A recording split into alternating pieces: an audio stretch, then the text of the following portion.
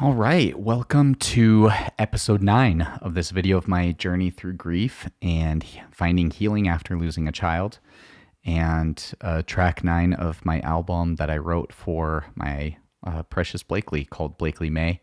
This song, track 9, is called All Alone Here Without You. It talks about going through milestone moments, important moments, kind of the first one of each without your child, going through Christmas without her. Her birthday is just a little bit before Christmas. And, I focus particularly on Christmas in the song, but it kind of applies to throughout that whole year. There was always kind of like our first thing without her, which was really challenging. Definitely got easier as the years have gone by to go through those experiences without her, but, always difficult. So we'll go ahead and just listen to the first verse, which talks about hanging her stocking. We actually do have a stocking that we hang up for her, and we still hang it up for her so that, we can feel like she's a part of our life and a part of our celebrations. So here is that verse.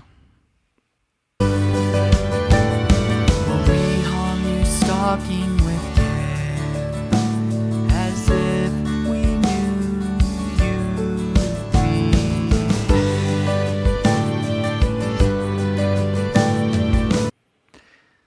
And I personally feel like doing things like that is healthy. We want to still celebrate her. She's still a part of our family.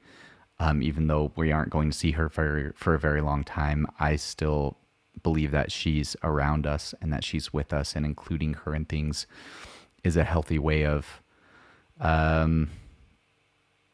not letting go while still trying to move on and be happy and celebrate life. Her first birthday after passing, when she would have turned 2, we took then our then 2 other children to Disney World for a trip to celebrate Blakely's birthday.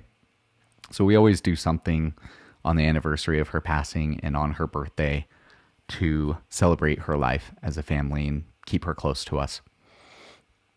Now, in the chorus, there's a line that was kind of inspired a little bit by a poem that my grandma had written, my dad's mom.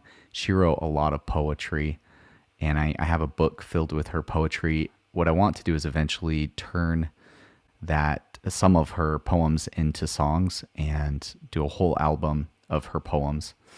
I wanted to do that for a long time, just haven't gotten around to it yet. But one of her poems has, it's a really sad poem, but it says something like about God on his throne being good, and that he sends us love and grace. And being able to recognize that while still going through something really sad and difficult. And I always felt that was a really cool line, just gave me a little bit of insight into my grandma's perspective on things. I knew my grandma, but she was really old. I mean, she was in her 90s when she passed away when I was, I think, 19 years old. So she was a lot older than me, more like a great grandpa as far as the age gap. So I knew her, but maybe not in the same way that a lot of other people know their grandparents. And it was really cool reading through her poetry and getting that unique perspective. So I wanted to include that same type of perspective in here, that it's okay. You can be sad and even depressed and still know that God is there, and find comfort and solace in that as you go through that grief process, that they're not mutually exclusive feelings or experiences. So here's that line. It's in the chorus. And I know that God is true, and he'll take good care of you. But here I am having Christmas without you. So I know that God is true and he'll take good care of you, but here I'm having Christmas without you. And then in the later verses, it's but I'm just here all alone here without you, or so. I can't even remember exactly what the line is, but that's the feeling that I wanted to portray, that it is possible to know that God's there and that he is real and that there is an afterlife and still be sad. It's okay to go through that. I think maybe the most touching moment on this album is the bridge of this song. And it's the lines. I'll tell you the lines before we listen to it, but it's just about the day that we brought Blakely home from the hospital when she was born. Or sorry, I guess when we were still in the hospital, and I think it was probably my in-laws brought Blakely's older siblings, Grant and Carly, to meet her in the hospital. And I just remember Carly, who's about a little over 2 years older than Blakely, brushing her hair really gently with this soft brush. She didn't have a lot of hair, but brushing the hair on her head, and just thinking about how precious that was. And so that's what this is about. It says, when your brother and sister welcomed you home, she gently brushed your hair, and he said he'd always be there.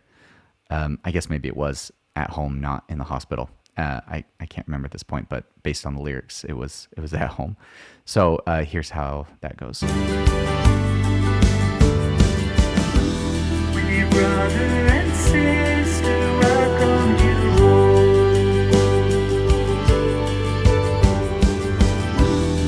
she gently brushed your hair, and he said he'd always be there.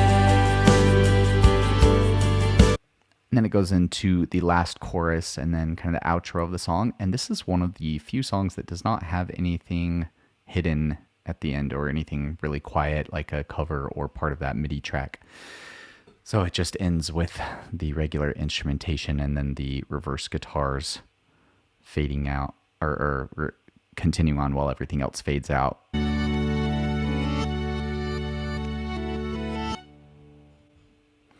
And then it'll go into the last song, which is track 10 and the final track called Every Day.